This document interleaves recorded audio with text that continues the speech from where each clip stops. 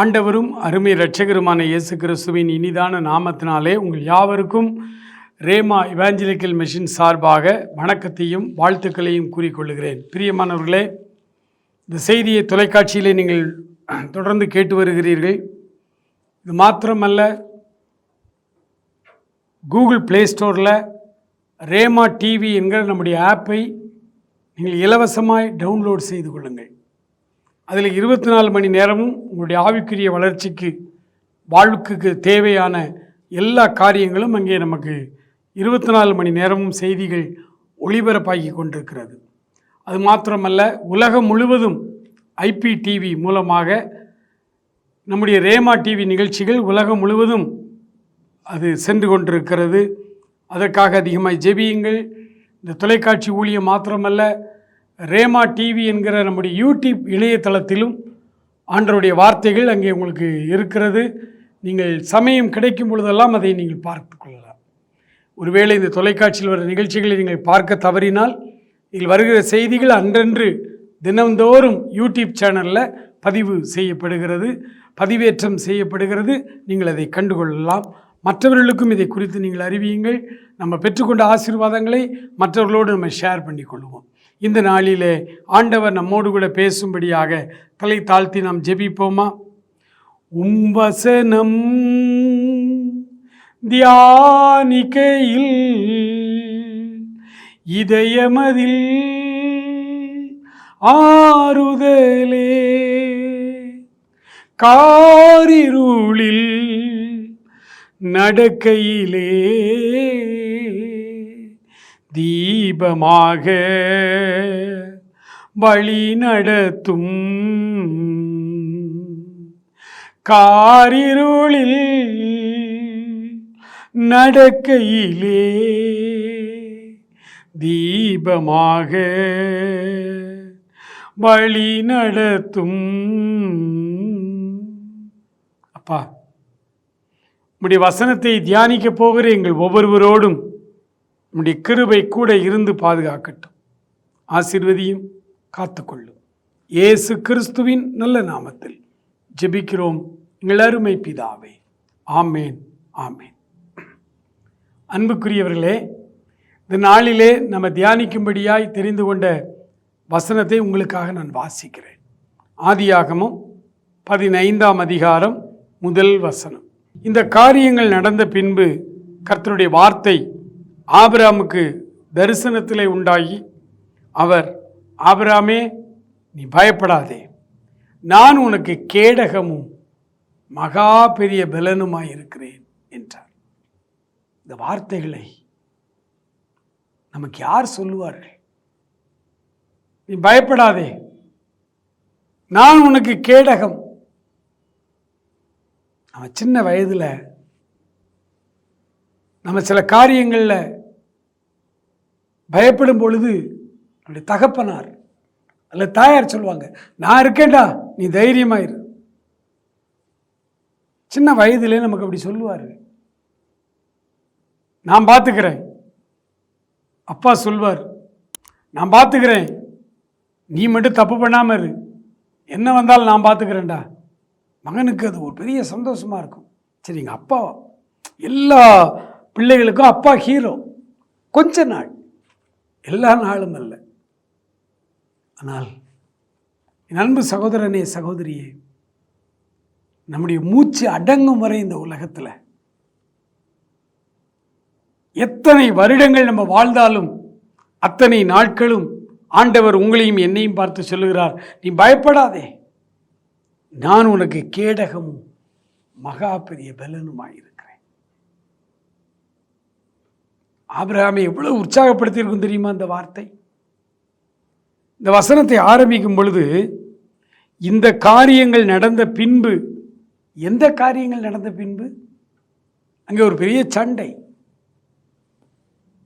ராஜாக்களுக்கு நடுவில் ஒரு யுத்தம், போர். இன்றைக்கு நடப்பது போல பெரிய பெரிய உலக போர் அல்ல. அன்றைக்கு சின்ன சின்ன குரூப்ஸாக இருந்தாங்க. லா அண்ட் ஆர்டர்லாம் கிடையாது, போலீஸ்லாம் அப்போ கிடையாது, இராணுவம்லாம் அப்போ கிடையாது. ஒரு பெரிய பணக்காரர் ஒரு ராஜா இருந்தால் அவனுக்கு கொஞ்சம் அடியாட்கள் இருப்பாங்க, வேலைக்காரர்கள் இருப்பாங்க. யுத்தம் செய்ய பழகின வாலிபர்கள் இருப்பாங்க, அவங்க போய் சண்டை செய்வார்கள். சின்ன சின்ன குரூப் சண்டை மாதிரி வரும். அப்படி ஒரு பெரிய யுத்தம் வந்தது. 14வது வசனம் முழுவதும், அதிகாரம் முழுவதிலும் அந்த வார்த்தை. சினேயர் ராஜா வந்தார், சாலேம் ராஜா வந்தார், நிறைய ராஜாக்கள் கூடிக்கொண்டு 2 அணியாய் பிரிந்து கொண்டு சண்டையிட்டார்கள். அன்று முதல் இன்று வரை இந்த 2 அணியாய் பிரிந்து கொண்டு சண்டை போடுவாங்க. எந்த எலெக்ஷனை பாருங்கள், இருமுனை போட்டி, மும்முனை போட்டி, 4 முனை போட்டி, இந்த கூட்டணி அந்த கூட்டணி அந்த கூட்டணி என்று அப்படி கட்சி சேர்ந்து கொண்டு இன்றைக்கு தேர்தல் களத்திலே சந்திக்கிறார்கள். இதே அந்த காலத்தில் இந்த கூட்டணி அந்த கூட்டணி ராஜாக்கள் இந்த கூட்டணி சேர்ந்து ஒரு இடத்துல சண்டையிட்டார்கள். யார் ஜெயிக்கிறாங்களோ அவங்க ஜெயிச்சவங்க. அந்த யுத்தத்தில் ஆபிரகாமுக்கும் விரோதமாய் வந்தார்கள்.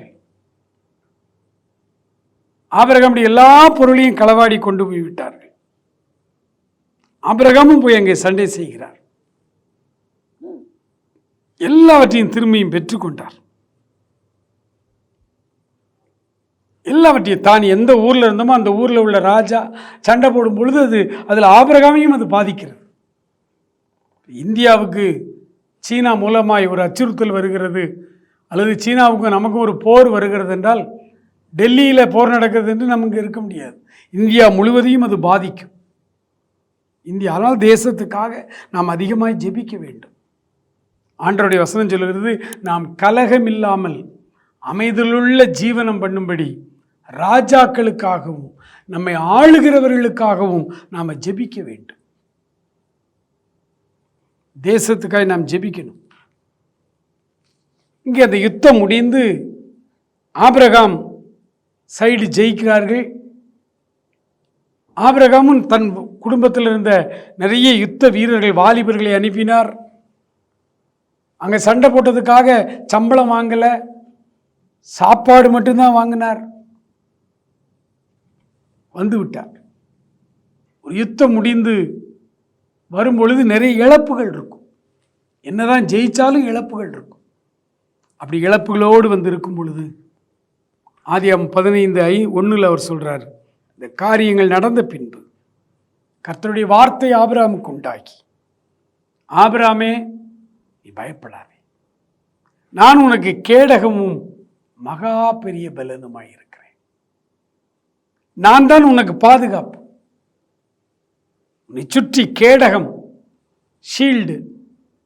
ஒரு யுத்தம் அன்றைக்கு நாளில் வாள் வைத்து யுத்தம் செய்கிறவர்களுக்கு ஒரு கேடகம் வச்சுருப்பாங்க இடது கையில்.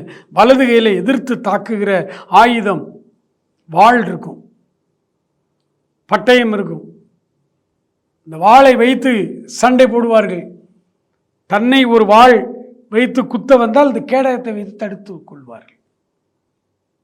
கேடகம் ஒரு பெரிய பாதுகாக்கிற ஒரு கருவி, யுத்த கருவி. ஆண்டவர் சொல்றார், நான் தான் உனக்கு கேடகம். அப்ப என்ன அர்த்தம்? உனக்கு முன்னால போய் நான் நிற்பேன், உன்னை தாக்க வருகிறவன் என்னை தாக்கட்டும்.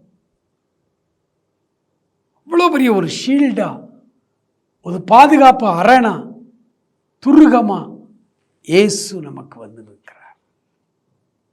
ஆபிரகாம் சோர்ந்து போயிருந்த நேரம், யுத்தத்தை முடித்துவிட்டு வெற்றி பெற்றாலும் கூட பல இழப்புகளோடு வந்து அமர்ந்திருக்கும் பொழுது, ஆபிரகாம் நீ பயப்படாதே, ஐயோ நம்ம கடவுளையே நம்பி இந்த தேசத்துக்கு போகுமிடம் இன்னதென்று அறியாமல் புறப்பட்டு வந்தோமே, ஏன் எனக்கு இந்த சண்டை, எனக்கு ஏன் இந்த பிரச்சனை?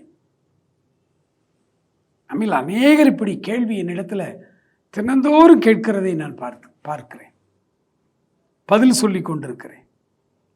பிரதர், ஆண்டவரை நாங்கள் நம்புகிறோம், நாங்கள் ஆண்டவருடைய பிள்ளைகள். ஏன் எங்கள் வாழ்க்கையில் ஆண்டவர் இந்த நஷ்டத்தை, இந்த துன்பத்தை, துயரத்தை, இந்த வேதனையை, இந்த இழப்பை அனுமதிக்கிறார்? ஏன் ஒன்றுக்கு மேலே ஒன்று வந்துக்கிட்டே இருக்கு? இந்த கேள்விக்கெல்லாம் பதில் இதுதான். இன்னைக்கு ஆபிரகாம் அழைக்கப்பட்ட தேவ மனிதன்.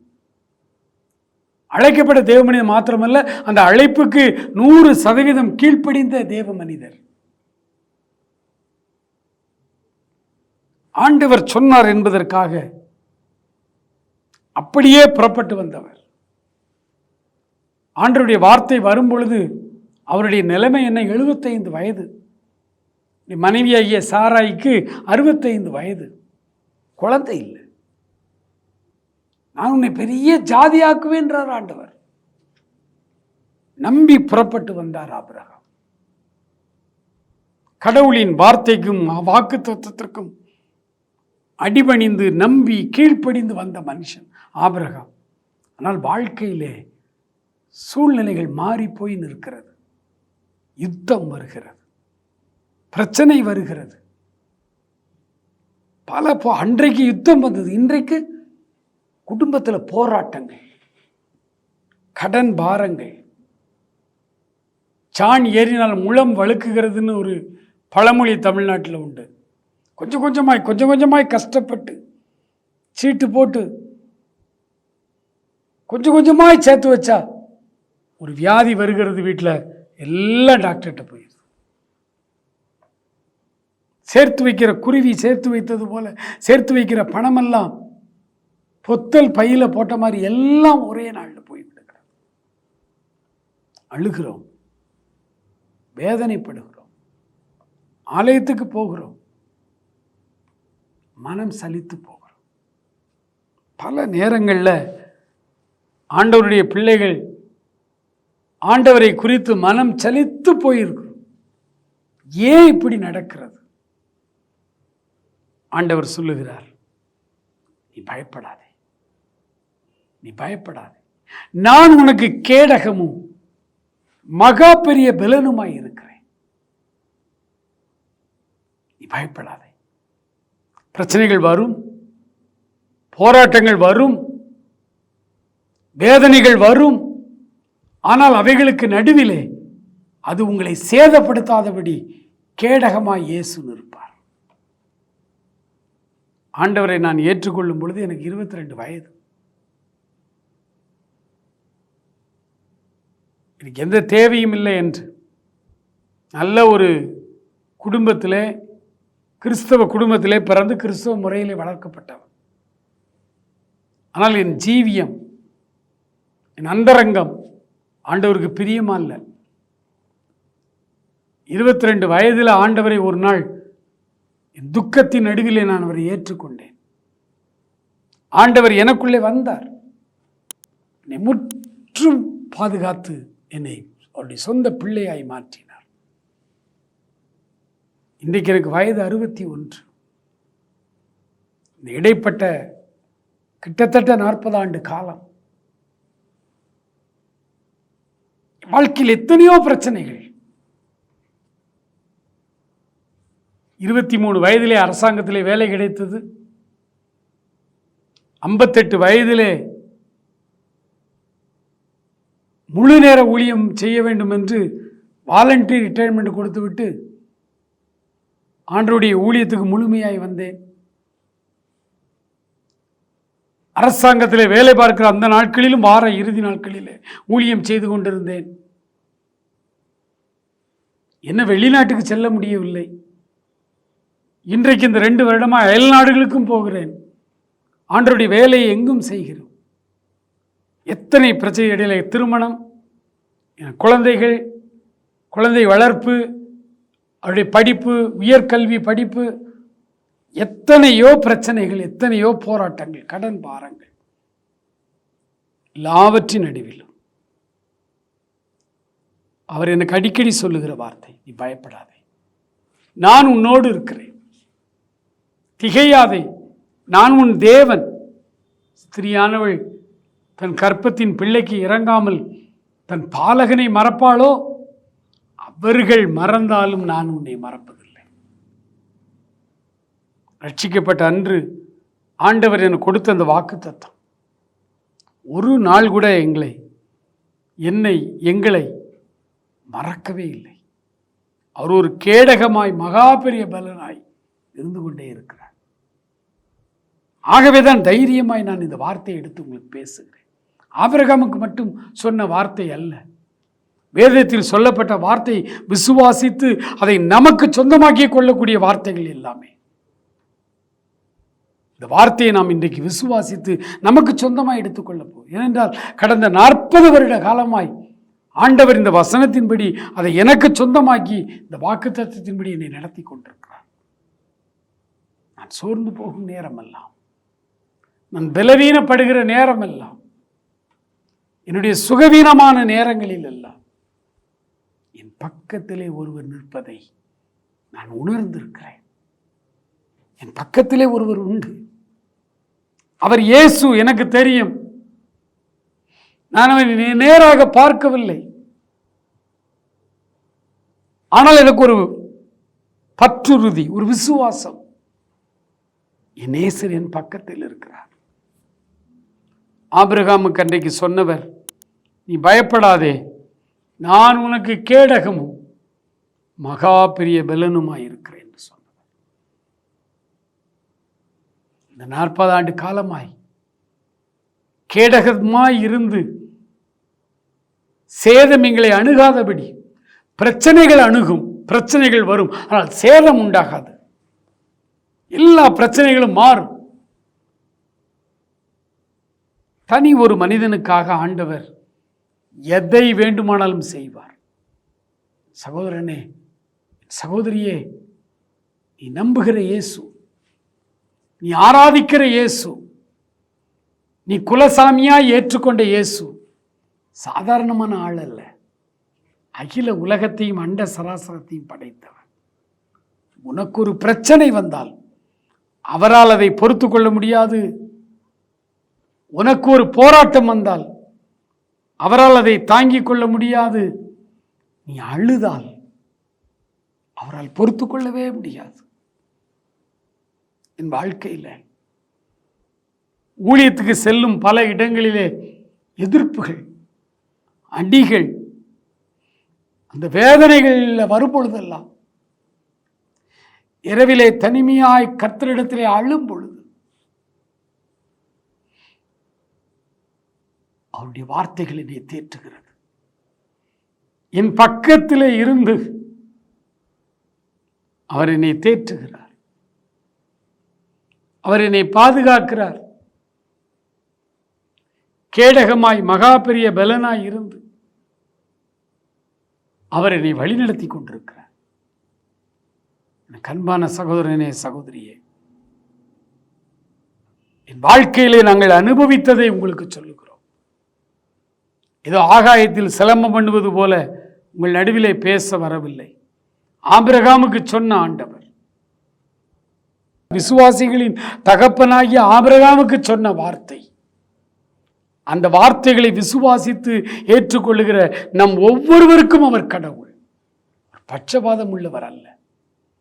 யாரோ ஒரு சில மக்களை மாத்திரம் அவர் ஆசீர்வதித்து நம்ம எல்லாம் அடிமையாய் வைப்பதற்காக அவர் வரவில்லை. வார்த்தைகளை நம்புகிற, விசுவாசிக்கிற, ஏற்றுக்கொள்ளுகிற உங்களையும் என்னையும் இதே வாக்குத்தத்தத்தின் ஆசீர்வாதங்களினாலே அவர் நம்மை ஆசீர்வதிக்க விரும்புகிறார். நீ பயப்படாதே. உனக்கு விரோதமாய் எத்தனை பிரச்சனைகள் வந்தால் அது உன்னை அணுகாது. உன் கண்களால் மாத்திரம் நீ அதை பார்ப்பாய். துன்மார்க்கனுக்கு வரும் பலனை காண்பாய். உன் பக்கத்தில் 1000 பேர், உன் வலது பக்கத்தில் 10,000 பேர் விழுந்தாலும் அது உன்னை அணுகாது. ஆம், எனக்கு அன்பான சகோதரனே, சகோதரியே, ஆபிரகாமுக்கு அப்படித்தான் சொன்னார், நான் உனக்கு கேடகமாய் இருப்பேன். ஏன்னா அப்பத்தான் யுத்தத்துக்கு போயிட்டு வந்திருக்கிறார். ஆகவே அந்த கேடகம், அந்த யுத்தத்தில் பயன்படுத்துகிற அந்த யுத்த கருவியை வைத்து அவர் பேசுகிறார். ஆபிரகாம், ஒரு கேடகம் ஒரு இராணுவ வீரனை எப்படி பாதுகாக்கிறது, அப்படி போல நான் உனக்கு கேடகமாய் இருப்பேன். நீ பயப்படாதே. என் அன்பு சகோதரனே, சகோதரியே, ஆண்டவர் உனக்கு கேடகமாய் இருக்கிறார்.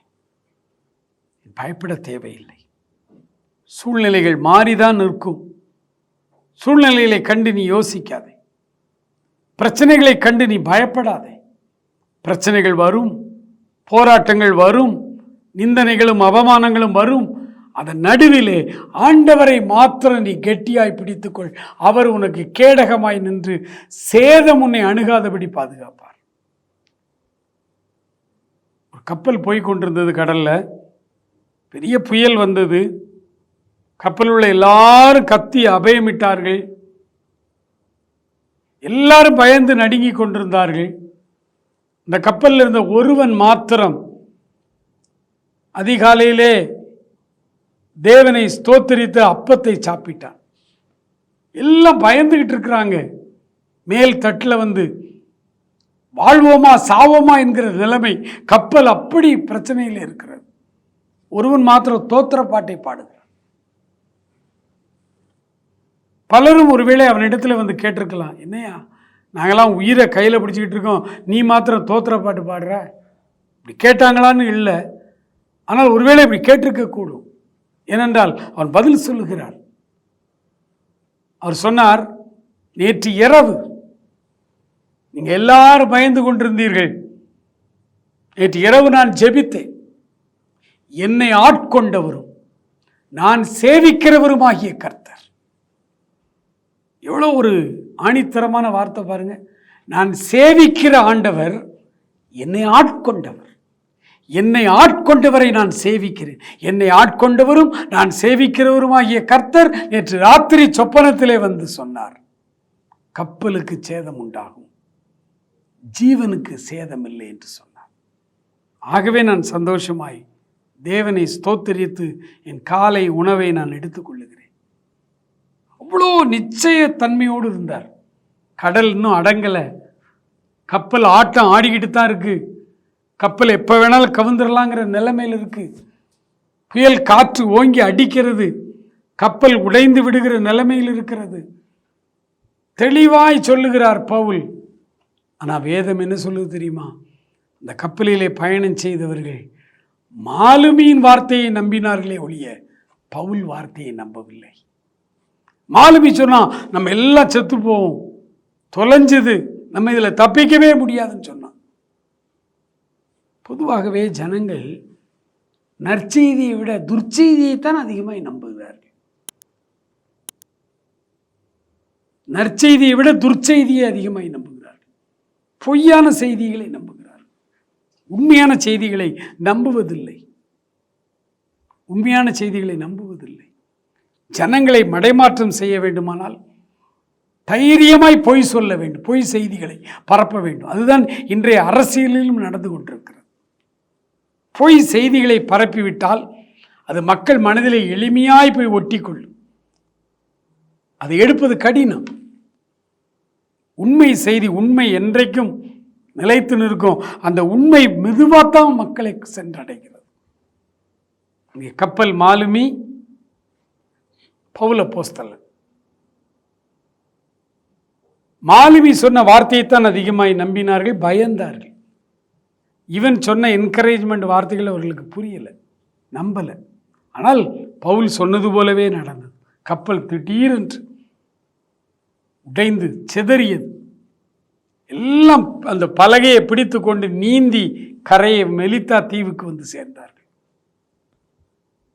கண்பானவர்களே, அப்போதும் பவுல் சமாதானத்தோடு அமைதலாக இருந்தார். பவுலுக்கு தெரியும், நீ பயப்படாதே, நான் உனக்கு கேடகமும் மகா பெரிய பெலனுமாய் இருக்கிறேன் என்று சொன்ன ஆண்டவர். பவுல் அதை திட்டமாய் ஏற்றுக்கொண்டார். இன்றைக்கு என் அன்பு சகோதரனே, சகோதரியே, நீங்கள் யாராய் இருந்தாலும் ஆண்டவர் உங்களோடு பேசுகிறார். நீ பயப்படாதே, நான் உனக்கு கேடகம் மகா பெரிய பலனுமாய் இருக்கிறேன். சூழ்நிலைகள் உனக்கு எதிராய் கடந்து வரலாம். ஆனாலும் என்ன, அந்த சூழ்நிலை எதிர்த்து நெல். ஆண்டவர் உன்னோடு கூட இருக்கிறார். ஆண்டவருடைய உள்ளத்திலே நீ ஏற்றுக்கொண்டது உண்மையானால் அவர் உன்னோடு கூட இருக்கிறார். ஆண்டவரிடத்திலே தெளிவாய் நம்முடைய வார்த்தைகளை, நம்முடைய காரியங்களை சொல்லும் பொழுது வீண் வார்த்தைகளை அலப்பக்கூடாது, முறுமுறுக்கக்கூடாது. அவருக்கு விரோதமாய் மனத்தாங்கல் அடையாமல் தேவன் எல்லா காரியங்களையும் சரியாய் செய்வார் என்கிற இந்த முழு நிச்சயத்தோடு ஆண்டவரிடத்திலே நாம் ஜெபிக்க போகிறோம்.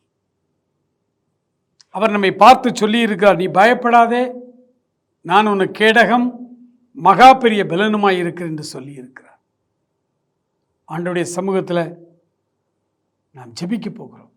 எளிமையாய் நம்முடைய தேவைகளை சொல்லுவோம், முறுமுறுக்காமல் சொல்லுவோம், மனத்தாங்கல் அடையாமல் ஆண்டவரிடத்தில் பேசுவோம். கண்களை மூடுவோமா? அன்பு நிறைந்த எங்கள் பரலோக பிதாவே, இந்த அருமையான ஜெப வேளைக்காய் உம்மை நன்றியோடு ஸ்தோத்தரிக்கிறோம் அப்பா. எங்கள் உள்ளத்திலே பல கேள்விகள், எங்கள் உள்ளத்திலே பல வேதனைகள், எங்களுடைய உள்ளத்தில் மனத்தாங்கல், ஆண்டவரே ஒரு பாரம், சில நேரங்களிலே என்னுடைய உள்ளத்திலே முறுமுறுப்பு இருக்கிறது. தேவனாகிய கர்த்தர் தயவாய் என்னுடைய உள்ளத்தில் உள்ள எல்லா வேதனைகளையும் இரத்தத்தால் கழுவி எங்களை பரிசுத்தப்படுத்தும் ஆண்டவரே. நீர் ஆபிரகாமோடு பேசினது போல என்னோடும் எங்களோடும் பேசியிருக்கீங்கப்பா. நீ பயப்படாதே, நான் உன் கேடகமும் மகா பெரிய பலனுமாய் இருக்கிறேன் என்று சொல்லியிருக்கீங்கப்பா. இந்த வார்த்தை வந்த பொழுது ஆபிரகாம் எளிமையாய் தன்னுடைய பிரேயர் ரெக்வெஸ்டை, தன்னுடைய வேதனையை சொன்னார். இப்பொழுது தொலைக்காட்சியின் வழியாய் பார்க்கிற ஆயிரம் மக்கள் தங்களுடைய பிரச்சனைகளை எளிமையாய் உம்மிடத்திலே சொல்லப் போகிறார்கள். அவர்களுக்குள் கடந்த காலங்களில் இருந்த முறுமுறுப்புகளை அகற்றிவிட்டீர் ஆண்டவரே. வேதனைகளையும் சோர்வையும் மாற்றிவிட்டீரப்பா. இப்பொழுது உம்முடைய பிள்ளைகள் எளிமையாய் தங்கள் தேவைகளை சொல்லுகிறார்கள். சரீரத்திலே வியாதி இருக்குமானால் அந்த வியாதியை எளிமையாய் ஆண்டவர்கிட்ட சொல்லுங்க. இப்போ ஆண்டவரே, எனக்கு இந்த பிரச்சனையின் சரீரத்தில் இருக்கிறது, மாத்திரை மருந்து எடுத்துக்கொண்டிருக்கிறேன், என்னை பூரணமாய் குணமாக்கும் ஆண்டவரே.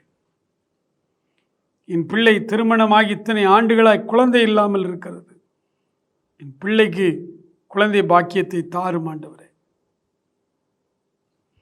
ஆண்டவரே, திருமணமாகி இத்தனை ஆண்டுகளாய் நாங்கள் பிள்ளை இல்லாமல் வாழ்ந்து கொண்டிருக்கிறோம் என்று வேதனையோடு ஜெபிக்கிற, தன் தேவைகளை எளிமையாய் சொல்லுகிற நம்முடைய பிள்ளைகளுக்கு இப்பொழுதே நீர் அற்புதம் செய்யும். வியாதிகளிலிருந்து, பலவீனங்களிலிருந்து, கடன் பாரங்களிலிருந்து, ஆண்டவரே திருமண தடைகள் இயேசுவின் நாமத்தில் மாறட்டும் என்று சொல்லி நாங்கள் ஜெபிக்கிறோம் ஆண்டவரே. ஜெபிக்கிற ஒவ்வொரு பிள்ளைகளுக்கும் தெளிவாய் இந்த வார்த்தைகளை சொல்லுகிற ஒவ்வொரு பிள்ளைகளையும் பார்த்து, நீ பயப்படாதே, நான் உனக்கு கேடகம் மகா பெரிய பலனுமாய் இருக்கிறேன் என்று நீர் சொல்லுகிறதற்காய் ஸ்தோத்திரம். பிள்ளைகள் ஒவ்வொருவரையும் ஆசீர்வதியும், கிருபைக்குள்ளே வைத்துக்கொள்ளும். இயேசு கிறிஸ்துவின் நல்ல நாமத்தில் ஜெபிக்கிறோம் எங்கள் அருமை பிதாவே. ஆமேன், ஆமேன்.